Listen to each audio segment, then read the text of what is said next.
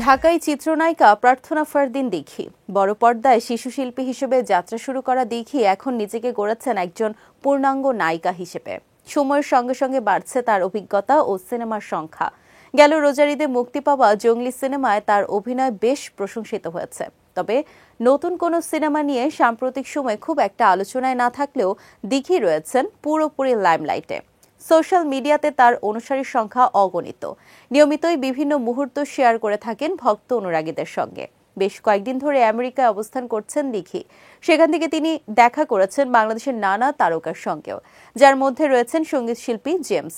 এছাড়াও সেখানে কাটানো নানা মুহূর্ত ভাগ করে নিয়েছিলেন দীঘি। সম্প্রতি নিজের ইনস্টাগ্রামে দীঘি শেয়ার করেছেন এক গুচ্ছ স্টাইলিশ ছবি।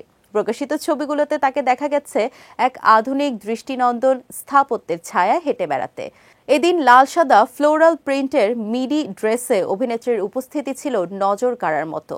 কখনো এক হাতে সানগ্লাস সামলে হাসছেন, আবার কখনো ক্যামেরার দিকে তাকিয়ে পোজ দিচ্ছেন নানা ভঙ্গিতে, যা দীঘিকে মোহময়ী করে তুলেছে। ছবিগুলোর নিচে জমেছে অসংখ্য মন্তব্য।